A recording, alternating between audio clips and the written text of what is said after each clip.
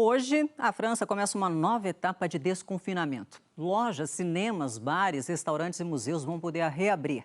A gente vai conversar ao vivo sobre isso com a nossa correspondente em Londres, Cecília Malan, que tem mais informações. Cecília, mais uma etapa e mais uma boa notícia, né? Bom dia, bem-vinda.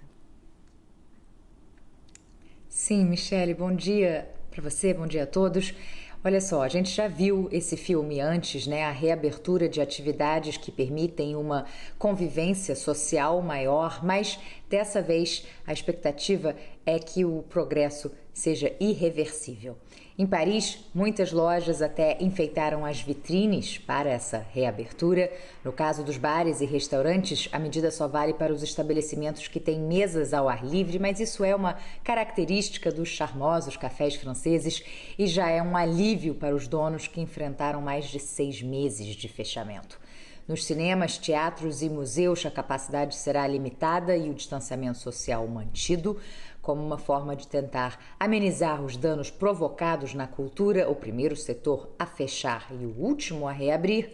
O governo francês divulgou mais um pacote de ajuda, dessa vez de quase 150 milhões de euros.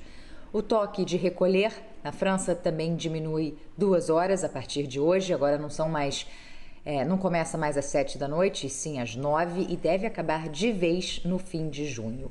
O afrouxamento de hoje só foi possível porque a campanha de vacinação está finalmente ganhando força por lá e graças a uma diminuição nos novos casos diários do coronavírus. Muitos cientistas alertam que esse número segue alto, foram cerca de 17 mil ontem, mas no início do mês passado eram 40 mil, para vocês terem uma ideia, só comparando rapidamente com o Reino Unido, aqui foram 2 mil novas infecções ontem.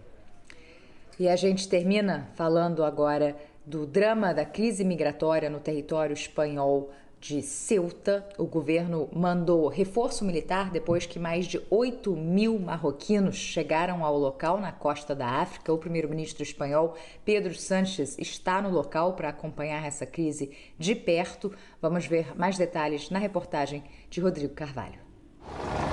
Exaustos, desidratados e com medo, os imigrantes imploravam para ficar na Espanha. Só nessa terça-feira chegaram pelo menos 6 mil, a maioria a nado. E encontraram muitos soldados que escolheram a truculência e a covardia. Esse agrediu um homem que já estava imobilizado, e pelas costas. Alguns soldados até entenderam que antes de cumprir a lei, podiam fazer o básico. A presença de voluntários da Cruz Vermelha tem ajudado a garantir um mínimo de dignidade. O cenário dessa crise humanitária é a praia de Tarajal, em Ceuta, um enclave espanhol no extremo norte do Marrocos, de onde os imigrantes chegaram. A Espanha mobilizou as forças armadas para impedir que eles entrassem na cidade e depois tentassem atravessar para a Europa continental. Nos últimos 2 dias, pelo menos 2.700 pessoas foram deportadas de volta para o Marrocos. Autoridades confirmaram a morte de pelo menos um imigrante. Essa entrada em massa de marroquinos na Espanha ocorre num contexto de tensão diplomática entre os dois países. O governo do Marrocos teria relaxado o controle de fronteira numa espécie de punição à Espanha numa disputa envolvendo o território do Saara Ocidental, uma ex-colônia espanhola ocupada pelo Marrocos e que hoje luta pela independência. Essas imagens mostram os imigrantes saindo do Marrocos e atravessando para a Espanha sem dificuldade. O portão estava aberto e um policial gesticulava para eles passarem logo. O governo marroquino teria ficado incomodado com a internação num hospital espanhol de um líder rebelde do Saara Ocidental. Colônia da Espanha até 1975, o Saara Ocidental tem 2/3 do território ocupados pelo Marrocos.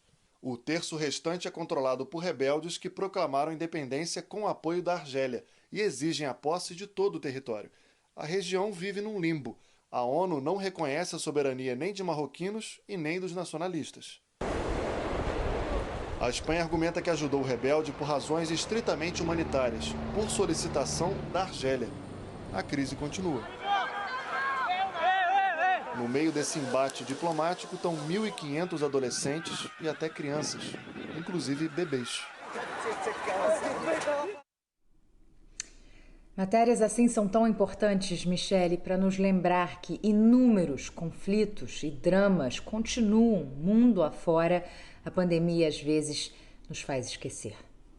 Exatamente, muito chocante isso, imagens dramáticas. Cecília, obrigada mais uma vez, bom dia para você aí.